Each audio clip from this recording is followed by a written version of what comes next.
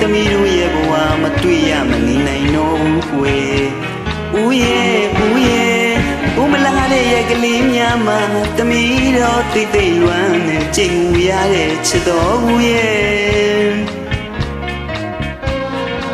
သမီးပေါ်တည်းရဲ့မရပါလေစားဦးတယောက်ွယ်မိမိရဲ့ဒီစကားလေးတွေတန်မိုးထားဖြေလိုက်ပါမယ်ဦးချစ်တဲ့ကလေး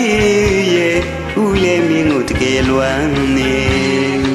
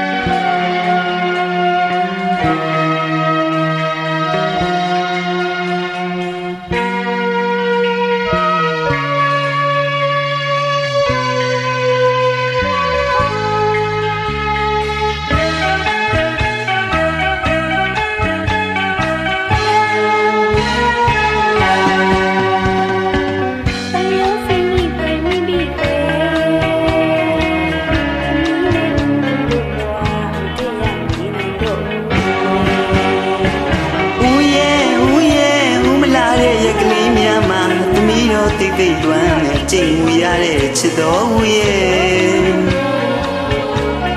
သမီးပေါ်တည်းရဲ့မရပါလေစားဦးတယောက်ွယ်မိမိရဲ့ဒီစကားလေးတွေတန်မိုးထားဖြေလိုက်ပါမယ်ဦးချစ်တဲ့ကလေးရဲ့ဦးလည်းမင်းကိုတကယ်လွမ်းနေ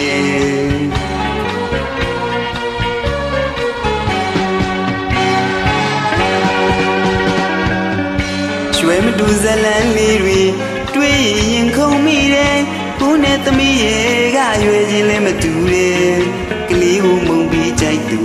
ပတ်ဝန်းကျင်ကပြောလာရင်တော့ဖြည့်ရှင်းမှုခက်ပါတယ်ကွယ်ဒါပေမဲ့ဦးရင်နဲ့မှချစ်တာကိုပဲရေးထားတယ်ဆိုရိုးစကားရှိပါတယ်ရှောက်ကြမှာပါစေမိန်းမပကက်တွန်းနဲ့ကွယ်ตายရတဲ့ချစ်ကပါတို့များတီဆောက်ကြမယ်ဦးရဲ့သမီးရဲ့ဒီခေတ်ကြီးကမဆန်ပါနဲ့ဦးချစ်တဲ့သမီးရဲ့ဦးလည်းမင်းကိုတကယ်လွမ်းနေ